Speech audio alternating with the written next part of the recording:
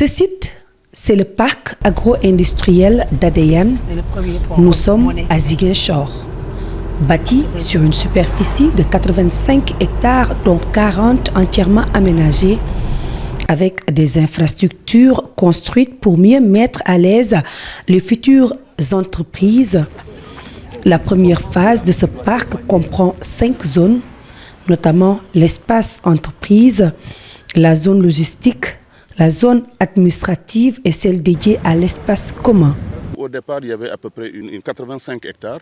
Là, nous allons maintenant réserver, il y a déjà 15 hectares de plus, mais nous allons réserver d'autres surfaces parce que nous voyons que la demande, elle a déjà commencé, beaucoup d'entreprises locales ont déjà commencé à faire leur demande. On n'a même pas encore lancé l'appel d'aujourd'hui et nous pensons que si on lance cet appel à venir investir ici, alors ça va être extrêmement important. Ce qu'il faut aussi noter, c'est que les coûts d'installation ici, c'est les coûts les plus bas.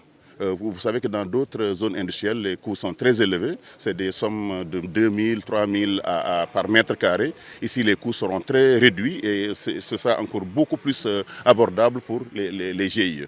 Donc, c'est vraiment, on est à la veille de grandes transformations pour la Casamance. Si on parle de ce projet avec Nikin, comme vous le savez, pour le fer, la sidérurgie, la transformation de tout ce qui est bauxite, alors la Casamance va maintenant connaître une véritable ère industrielle parce que c'est ça qui manquait depuis plusieurs décennies.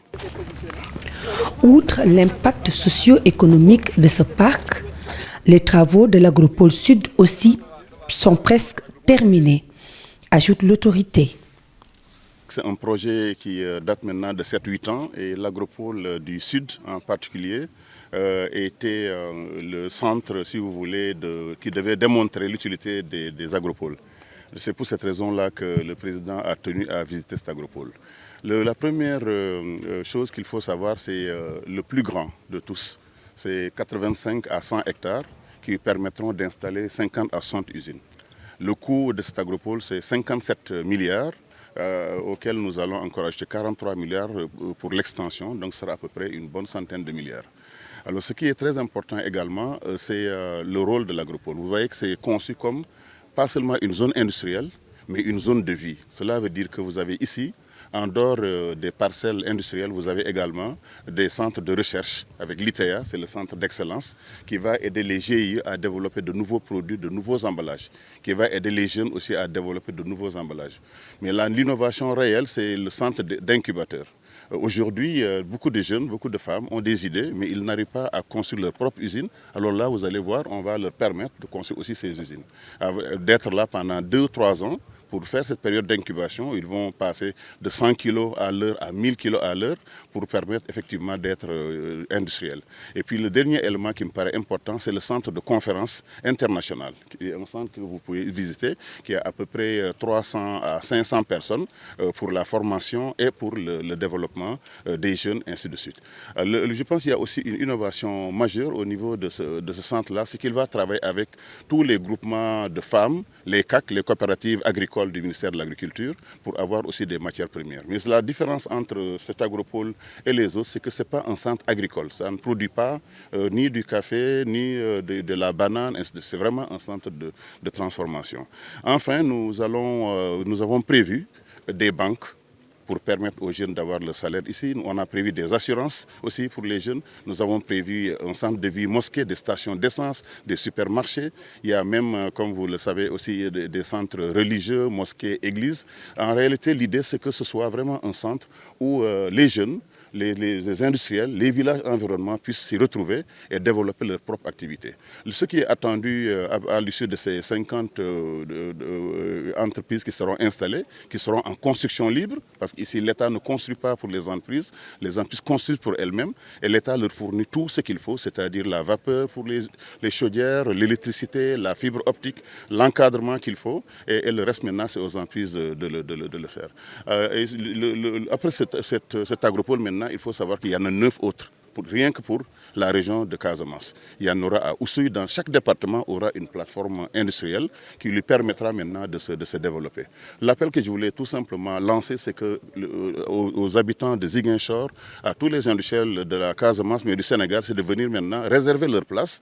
Je pense que le président va certainement lancer cet appel-là, réserver leur place, puis commencer à construire et créer de la valeur, parce que c'est ça qui manquait donc à cette région de Casamance. La transformation des produits industriels, elle est essentielle dans un pays. Un pays ne peut pas exporter l'anacarde.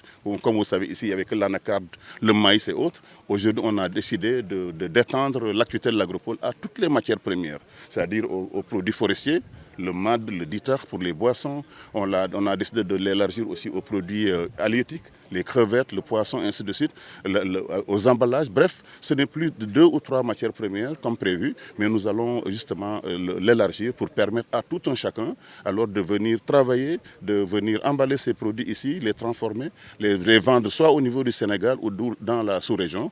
Et c'est ça un peu l'objectif aujourd'hui. Dans un premier temps, vous avez déjà qu'aujourd'hui on est à plus de 250-300 jeunes qui travaillent ici déjà pendant la phase de transformation, mais il y aura en fait 50 000 emplois ici. 35 000 emplois donc, indirects et 15 000 emplois directs. Cela veut dire tout simplement que tous les jeunes, les femmes de la zone, ils vont devoir venir ici et travailler. C'est pour cette raison qu'on a prévu justement le centre de formation, parce que c'est des métiers quand même techniques, des métiers d'ouvriers, des métiers justement d'instrumentistes, des métiers de calibreurs, d'électriciens, de soudeurs. Et justement, c'est pour cette raison-là que l'ANPOL aura aussi un centre de formation professionnelle pour les métiers avec les entreprises. On va appliquer ici la formation duale, c'est-à-dire un jour dans le centre de formation et 4 autres jours dans les usines. Je crois que ça aussi c'est une nouveauté qu'on va faire ici. Alors aujourd'hui on est pratiquement à 95%. En réalité l'agropole, ce que vous voyez, ce qui manque, c'est juste les panneaux solaires, comme vous le voyez là. Les meubles sont déjà achetés, les labos sont déjà équipés. Bref, on a voulu faire cette visite-là d'abord et attendre donc un autre jour pour le lancement maintenant de la construction des usines. Au ministre de l'Industrie et du Commerce d'annoncer qu'au mois de janvier, les premières entreprises pourront venir s'installer.